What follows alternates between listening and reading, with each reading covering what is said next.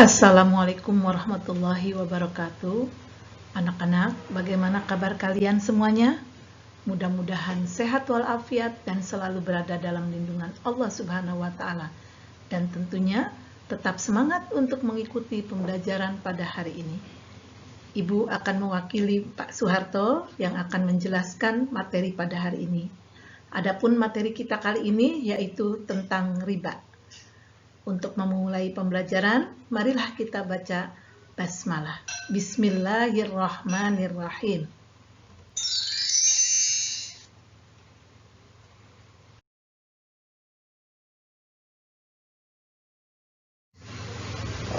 Kompetensi dasar untuk pelajaran hari ini tentang riba. Yang pertama yaitu menganalisis larangan riba. Dan yang kedua, menyajikan cara menghindari riba.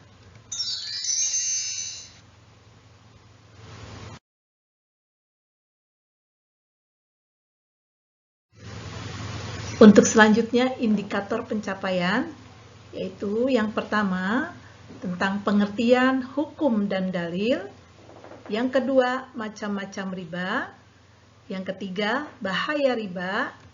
Yang keempat, menghindari perbuatan riba. Dan yang kelima, hikmah dilarangnya riba.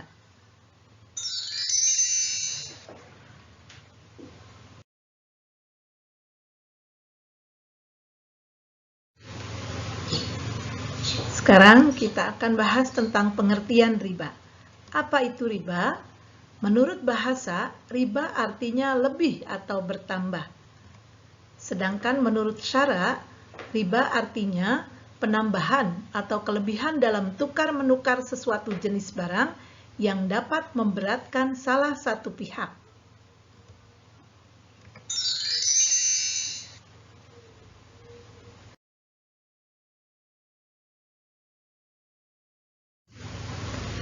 Hukum riba. Apa hukum riba?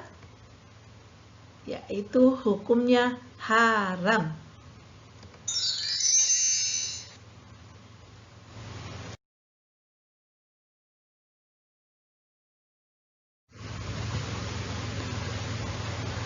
Dalil Al-Quran yang menyatakan tentang dilarangnya riba yang berbunyi Bismillahirrahmanirrahim. Alladzina ya'kuluna riba la taqumuna illa kama yaqumul ladzi yatakhabbatuhu syaiton minal mas. Dzalika bi annahum qalu innamal bai'u mithlur riba wa halallahul bai'a wa harramar riba. Faman ja'ahu mau'izatum mir rabbih fantaha falahu ma salaf wa amruhu ilallah wa man 'ada faulaika ashabun nar hum fiha khalidun. Yang artinya, orang-orang yang makan atau mengambil riba tidak dapat berdiri, melainkan seperti berdirinya orang yang kemasukan setan lantaran tekanan penyakit gila. Keadaan mereka yang demikian itu adalah disebabkan mereka berkata atau berpendapat sesungguhnya jual beli itu sama dengan riba. Padahal Allah telah menghalalkan jual beli dan mengharamkan riba. Orang-orang yang telah sampai kepadanya larangan dari Tuhannya lalu terus berhenti atau mengambil dari riba, maka baginya apa yang telah diambilnya dahulu sebelum datang larangan. Dan urusannya terserah kepada Allah, orang yang kembali mengambil riba.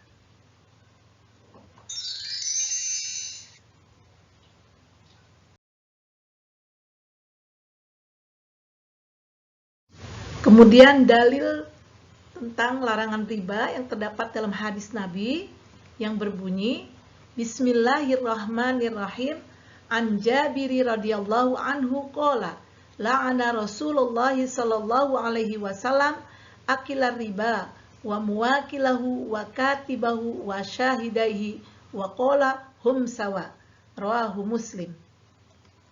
Yang artinya dari Jabir radhiyallahu an ia berkata, Rasulullah Shallallahu Alaihi Wasallam telah melaknat pemakan riba, orang yang menjadi wakilnya atau orang yang memberi makan hasil riba, penulis riba, dan 2 orang saksi.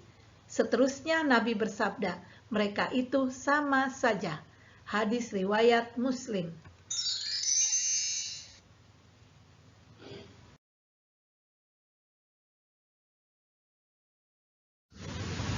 Macam-macam riba. Riba yang pertama yaitu riba fadli, kemudian riba kordi yang kedua, yang ketiga riba nasi'ah, dan yang keempat riba yad. Ya, kita akan bahas satu persatu apa itu riba fadli, riba kordi, riba nasi'ah, dan riba yad.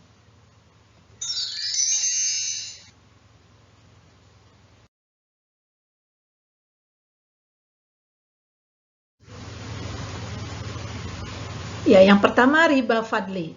Riba fadli yaitu tukar menukar dua buah barang yang sama jenisnya, namun tidak sama ukurannya yang disyariatkan oleh orang yang menukarnya.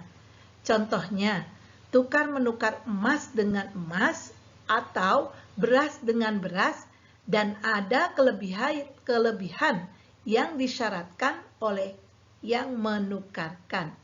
Jadi ada kelebihannya.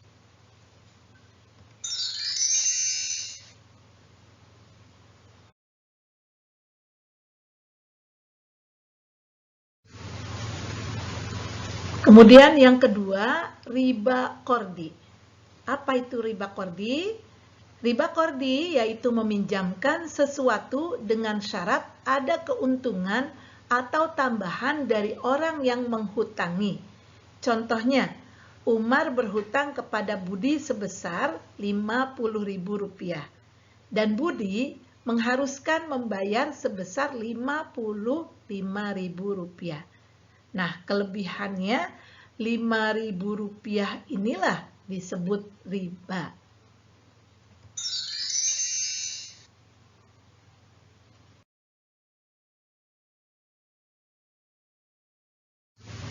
Kemudian yang ketiga, riba yad.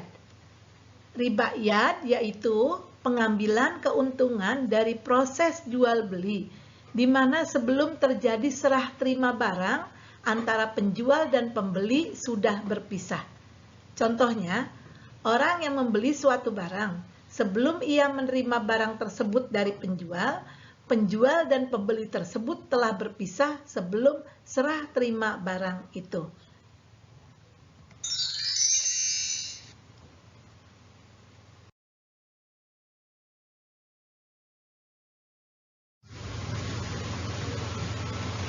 Ya, kemudian yang terakhir adalah riba nasi'ah. Riba nasi'ah yaitu tukar menukar dua barang yang sejenis maupun tidak sejenis, atau jual beli yang pembayarannya disyaratkan lebih oleh penjual dengan dilambatkan. Contoh, menjual emas hari ini, pembayarannya bulan depan dengan syarat dilebihkan dari harga hari ini. Ya, anakku yang super, sampai di sini dahulu pertemuan kita kali ini. Insya Allah kita akan lanjutkan pekan berikutnya dengan pembahasan topik yang sama, yaitu riba dan bunga bank. Jangan lupa banyak membaca dan mengulang pelajaran. Semakin kamu banyak membaca, semakin bertambah kepandaianmu.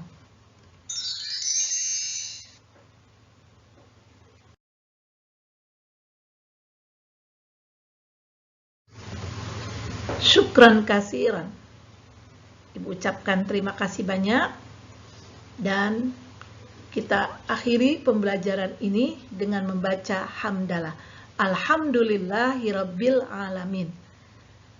Selanjutnya Ibu ucapkan Assalamualaikum warahmatullahi wabarakatuh.